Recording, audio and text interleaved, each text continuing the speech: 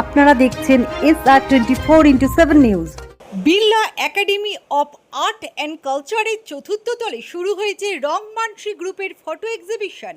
মঙ্গলবার এই চিত্র প্রদর্শনীর উদ্বোধন করেন চিত্রশিল্পী অধ্যক্ষ মাইকেল বোস।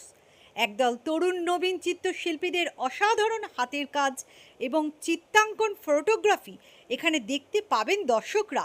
চিত্রশিল্পী তন্ময় বিশ্বাস, অম্বরীশ দাস সহ অনিন্দ, শঙ্কর চক্রবর্তী ও অন্যান্যদের ঐক্রান্তিক প্রচেষ্টায় এই চিত্র প্রদর্শনী সর্বাঙ্গীনভাবে সুন্দর হয়ে উঠেছে। চতুর্থ বার্ষিক চিত্র প্রদর্শনী আগামী 15ই মার্চ বিকেল 3টে থেকে রাত 8টা পর্যন্ত এই চিত্র প্রদর্শনী লেক কালীবাড়ির পাশে Birla academy of art and কালচারের চতুর্থ তলে চিত্রপ্রেমী মানুষদের জন্য খোলা থাকছে। উদ্বোধনে উপস্থিত ছিলেন অভিনেত্রী গার্গী রায়চৌধুরী। ক্যানভাসে যে কোনো চিত্রই তো ভালো লাগে, যে কোনো রঙই ভালো লাগে, সব রঙই গ্রহণযোগ্য, সব রঙই সুন্দর, ঠিক সেরকমই সুন্দর লাগছে। সব রঙের মধ্যে একটা আলাদা মাধুর্য আছে। ক্যামেরার সামনে দাঁড়াতে গেলে যেটুকুনি রঙের প্রয়োজন কিংবা রংবিহীন হয়ে থাকাটাও যে প্রয়োজন, ক্যানভাসের মধ্যে সব রং যেন একাকার হয়ে যায়। সবটা মিলিয়েই মানুষ, সবটা মিলিয়েই সমাজ। ভীষণভাবে শুভেচ্ছা জানাবো, কারণ একদম নতুন যারা তাদের নিয়েই উদ্যোগ নিয়েছেন ওনারা, এবং আমি সবসময় নতুনদের খুবই আমি এনকারেজ করি, চেষ্টা করি যে তাদের যদি আমার দিক থেকে তাদের কোনো রকম সাহায্য করা যায়, কোনো রকমভাবে তাদের মোটিভেট করা যায়, এবং সেই জায়গা থেকে আমি প্রত্যেককে যে 18 জন আছেন তাদেরকে কুর্নিশ জানাচ্ছি, অনেক শুভেচ্ছা জানাচ্ছি এবং অনেক অনেক ভালোবাসা জানাচ্ছি। এখানে তো অনেকেই আছে যারা নতুন প্রজন্ম, কই তারা তো হারায়নি, যারা হারালো তাদের কথা বলছেন, আর যারা ফিরে পেলো তাদের কথা বলছেন না, তো তাদের কথা বলুন। ছবিগুলো সব ঘুরে দেখলাম। আমি শিল্পী মাইকেল বোস, আমি ওদের উদ্বোধন করতে এসেছি।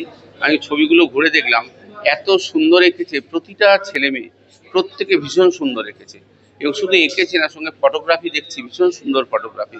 কিন্তু আমাদের কলকাতাতে ছবি বিক্রির মার্কেটটা খুব খারাপ। যদি ছবি বিক্রির মার্কেটটা একটু ভালো হতো তাহলে খুব ভালো হতো। কেন এত ভালো ভালো ছেলে সব গভর্নমেন্ট আর্ট কলেজ থেকে, ইন্ডিয়ান আর্ট কলেজ থেকে পাস করা, তন্ময়, তারপরে অম্বরীশ, আরও অনেক আছে আমার ছাত্রছাত্রী যারা এই এক্সিবিশনটা করছে, এবং ভীষণ সুন্দর হয়েছে এক্সিবিশনটা। এবং আমার মনে হয় মনের বিকাশ তো ঘটাচ্ছে, সঙ্গে সমাজকে একটা মেসেজ দিচ্ছে যে শিল্পী মানে মনে রাখবেন, সে কিছু করুক না করুক খুন মার্ডার করবে না, সে ক্রিমিনাল হবে না, এটা গ্যারান্টি। এবং এত সুন্দর ছবি আঁকে এরা, এদের এত স্ট্রাগেল, সেটা যদি ওরা ধরে রাখতে পারে ভীষণ ভালো, তাহলে একটা জায়গায় গিয়ে পৌঁছবে। কিন্তু ছবিটা বিক্রি হওয়াও দরকার। নতুন প্রজন্ম তাদের আমি একটা কথাই বলবো, ছবি আঁকুক, বিক্রি হোক আর না হোক, ছবি আঁকুক, ছবি আঁকতে থাকুক, একটা সময় আসবে বিক্রি হবে। আগে কলকাতায় বিক্রি ছিল, এখন কমে গেছে, আবার বিক্রি হবে। এবং ছবিটাকে নিয়ে ধরে থাকুক, তাহলে ছবি নিয়ে থাকলে অন্তত কিছু হোক না হোক সে ক্রিমিনাল হবে না। এবং ছবিটা নিয়ে থাকুক, এটা একটা গবেষণা, যত ডেপথে যাবে তত ওর নিজের মনের বিকাশ হবে এবং নিজে বুঝতে পারবে যে ছবি নিয়ে সব করা যায়। সরকারের পক্ষ থেকে তেমন সহযোগিতা আছে বলে আমার মনে হয় না। শিল্পীদের প্রতি যে সহযোগিতা থাকা দরকার পশ্চিমবঙ্গ সরকার বা ভারত সরকারের, সেটা নেই। সেটা যদি থাকতো তাহলে এরা আরও বেশি উন্নতি করতো। ছেলেগুলো ভীষণ ভালো ছেলে, সব আর্ট কলেজ থেকে পাস করে এই প্রদর্শনী করছে। একটা প্রদর্শনী করতে গেলে হলে প্রচুর টাকা লাগে, সেই টাকাটা জোগাবে কী করে, কোথা থেকে জোগাড় করবে? নাম শিল্পী মাইকেল বোস। হ্যাঁ, এই দুটো আমার নিজের করা, ডেফিনেটলি। প্রথমে আগে এই ছবিটা বলি। এই ছবিটার টাইটেল হচ্ছে, নাম হচ্ছে মাদার অ্যান্ড চাইল্ড, যেটা যবে থেকে পৃথিবী সৃষ্টি হয়েছে তবে থেকে এই নামটা পুরনো নয়, নতুনই আছে। তো এই 2026-এর ফেব্রুয়ারিতে আমার বাবা হওয়ার অভিজ্ঞতা হয় কন্যা সন্তানের। তো সেই কন্যা সন্তানকে কেন্দ্র করেই এই ছবিটা করা, এটা নট ফর সেল। আর এই ছবিটার বিশেষত্ব হচ্ছে মায়ের হাতটাকে বড় করে দেখানো আছে। মায়ের হাত বড় করে দেখানোর মানে হচ্ছে মা যেভাবে বাচ্চাকে সমাজ থেকে বা নানান রকমের প্রতিকূলতা থেকে রক্ষা করতে পারে, আর সেটা কেউ পারে না। আর ব্যাকগ্রাউন্ডকে গ্রে করার কারণ হচ্ছে শিশুর কাছে মা হচ্ছে পৃথিবী, মায়ের বাইরে তার কাছে জগৎ বলে কিছু নেই, এক্সিস্ট করে না। এটা হচ্ছে এই ছবির মান। ছবিটার সাইজ 20x24, আর ছবিটা অ্যাক্রিলিকে করা, ক্যানভাস। ছবিটার নাম হচ্ছে স্পিরিচুয়াল বিইং। মানে আমাদের সাধারণত একটা ধারণা আছে যে আমরা ভাবি যে আমরা সাধারণ মানুষ, আর আমরা হয়তো স্পিরিচুয়ালিটির দিকে এগিয়ে যাচ্ছি, আধ্যাত্মিকতার দিকে। কিন্তু এটা পার্শিয়ালি ভুল ধারণা। তার কারণ হচ্ছে we are spiritual being, we are experiencing human life, we are not the body, we are not the mind. সেইটা একটা এজে এসে মানুষ বুঝতে পারে। জীবনের শেষ পর্যায়ে এসে, যেমন যখন সব মানুষ বুঝতে পারছে যে এবার আমি মৃত্যুর দিকে এগিয়ে যাচ্ছে, জীবনের সব পাওয়া হয়ে গেছে, তখন মানুষ বুঝতে পারে যে জীবনটা শুধুমাত্র শারীরিক আর মানসিক চাহিদার উপরে ডিপেন্ড করে না। আমি অলরেডি ফুলফিল ছিলাম, আমি আছিও। সেই বার্তাটা এই ছবির মধ্যে দেওয়া হচ্ছে। আর উদ্ধার কারণ হচ্ছে এই বৃদ্ধ লোকের একটা স্বপ্ন দেখানো হয়েছে। এই হাতের মাধ্যমে এই যে মানুষ, আমরা যে কাজ করছি, আমরা তো কর্তা নই, আমরা অকর্তা। আমাদেরকে যেভাবে একটা ইউনিভার্স বলুন, যেভাবে অমনিপটেন্স বলুন চালাচ্ছে, আমরা সেইভাবেই চলছি। তো সেই সব কর্মডোরগুলো খোলা হয়ে যায়, তো আর কিছু থাকে না শেষের দিকে। তখন আত্মদীপ ভব, অর্থাৎ নিজের যে আত্মার আলো আছে, সেই আত্মার আলো দিয়ে মানুষ নিজেই আলোকিত হয়। এবং এটা আমরা সারা যবে থেকে জন্ম হয় তবে থেকেই মানুষ করতে থাকি, কিন্তু আমরা ভুল পথে চালিত হই। সেই স্পিরিচুয়ালিটিটা মানুষের মধ্যে আনার জন্য এই এত সামাজিক রাজনৈতিক অবক্ষয়ের মধ্যে মানুষ যাতে শান্তিতে থাকতে পারে, তার একটা বার্তা এই ছবির মধ্যে দেওয়া, আর কিছু না। বলবো, অবনীন্দ্রনাথ ঠাকুর একদম প্রথমেই বলেছিলেন তার বাগীশ্বরী শিল্প প্রবন্ধাবলীতে, খুব বিখ্যাত কথা, painting is not a photography. এখন যেটা হয় সেটা হচ্ছে বাচ্চারা ছবি আঁকে, শুধুমাত্র ছবি আঁকাটাকে ফটোগ্রাফি নকল করাকে ভাবে, যে একটা আপেল আছে, সেই আপেলটাকে আমি নকল করলাম, করে সেটাকেই দেখাচ্ছি, লোকজন ভাবছে খুব ভালো, বলছে খুব ভালো হয়েছে, এটা একদম রিয়েলিস্টিক ফটোগ্রাফির মতো লাগছে। সেটা ঠিক, সেটা একটা part, but that is not the ultimatum. তো তার জন্য যেটা দরকার সেটা হচ্ছে মানুষের, যেরকম আমরা খেলে আমাদের একটা শারীরিক পুষ্টি হয়, আমাদের একটা মানসিক পুষ্টির দরকার। সেটা থেকে আমরা হারিয়ে যাচ্ছি। আমরা লুইস ক্যারল পড়ছি, আমরা হয়তো জেকে রাউলিং পড়ছি, খুব ভালো কথা, কিন্তু আমরা লীলা মজুমদার পড়ছি না, আমরা সুকুমার রায় পড়ছি না। বাংলাটা, আমরা বাঙালি, আমাদের রক্তে বাংলা আছে। সুতরাং বাংলা, যে দক্ষিণারঞ্জনের ঠাকুমার ঝুলির, সেখান থেকে যেভাবে বাচ্চাদের মনের পুষ্টির জন্য যেভাবে গল্প পড়ানো হতো, তাতে তারা নীতিবাক্য থেকে আরম্ভ করে তাদের কল্পনার একটা নতুন দিগন্ত উন্মোচিত হতো, সেটা এখন হচ্ছে না। সেইটার জন্য যেটা দরকার, খুব ভালো করে পড়াশোনাটা করা দরকার। আর শিশু সাহিত্যের সাথে সাথে ছবি দেখার অভ্যাসটা স্কুলের টিচারদের এবং বাড়ির টিচারদের করে দেওয়াটা খুব দরকার। সেই দায়িত্বটা আমাদের নেওয়া উচিত। না হলে কোনটা পেইন্টিং হচ্ছে আর কোনটা ফটোগ্রাফির কপি হচ্ছে, সেই জায়গাটা থেকে আমরা সরে আসছি।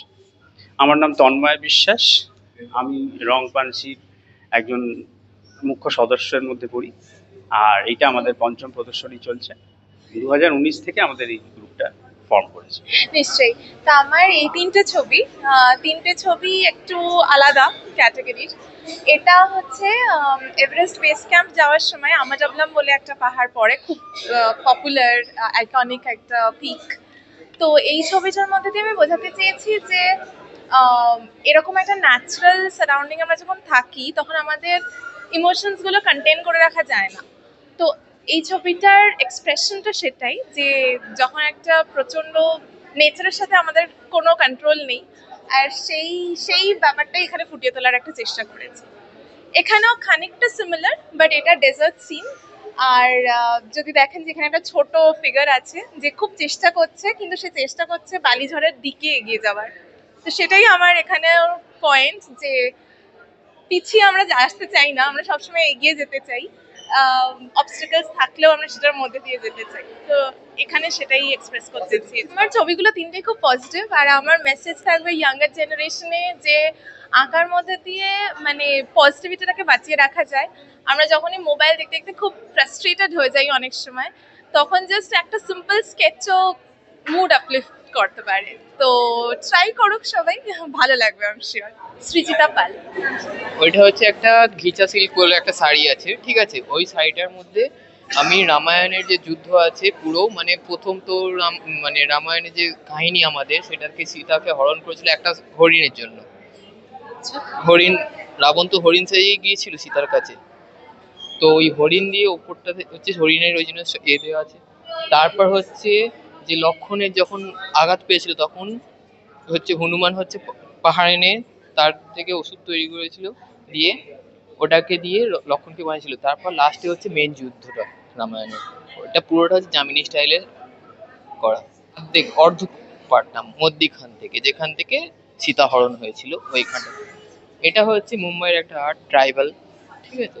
ট্রাইবাল আর্টটাকে পুরোটা খাদি সিল্কের ওপর ফেব্রিক দিয়ে করা, ঠিক আছে। ওদের জীবনযাপন কেমন হয় সব কিছুই একটা ট্রায়াঙ্গেলের মাধ্যমে। এইটা হচ্ছে পুরো একটা ট্রায়াঙ্গেল আছে উপরটা, পুরোটা দেখানো যায়নি কারণ কি জায়গাটার জন্য নেই, ঠিক আছে। আর নিচে হচ্ছে পুরোটা ওদের একটা ফেস্টিভ মতো করে দেখানো, ঠিক আছে। ট্রাইবেল মুম্বাইয়ের একটা আর্ট এটা।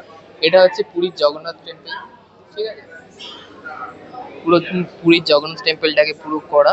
আর আমাদের পুরীর যে আর একটা মেন জিনিস সেটা হচ্ছে কোণার্ক সূর্য মন্দির। তো ওইটাকে সূর্য মন্দিরের যে মেন যে হুইলগুলো হয় ওই হুইলগুলোকে উড দিয়ে স্টিচ করা, ঠিক আছে। এগুলো প্রত্যেকটা হচ্ছে উড। এটা পুরোটা এই জিনিসটা পুরোটা ভেতরে আছে, এর ভেতরে। এটা হচ্ছে অ্যাপ্লিক করা, ঠিক আছে। এটা হচ্ছে বাটারফ্লাই ফরেস্ট করেছি একটা। এই যে বাটারফ্লাই গুলো আছে এগুলো হচ্ছে পুরো আলাদা করে কাপড়ে করে কেটে আলাদা করে স্টিচ করা আছে ফরেস্টের মধ্যে। পুরো বাটারফ্লাই গুলোকে আলাদা করে স্টিচ করা আছে একটা ফরেস্টে যেটা আছে ওটা পুরোটা হচ্ছে সাইড মধ্যে পেন্টেড আছে, ঠিক আছে। এটা পুরোটা সাইডে ওভারঅল। আমার নাম স্মৃতি সাঁতরা, আমি এই রং পাঞ্চি গ্রুপেরই একজন মেম্বার। এখানে আমার দুটো পেন্টিং আছে, দুটো পেন্টিংই ওয়াটার সোর্সের উপর করেছি। ওয়াটার সোর্সের উপরে সাইজ হচ্ছে 24/30। আর এটা আমি বলতে চাইছি যে জলটা আমাদের অনেক জরুরি লাইফে, মানে আমরা বলি জল মানে জীবন। তো মানে এখানে আপনি দেখতে পারবেন পুরনো মানে এনশিয়েন্ট টাইমস থেকে মানে মাটির জিনিসপত্র আছে, প্লাস্টিকের জিনিসপত্রও আছে।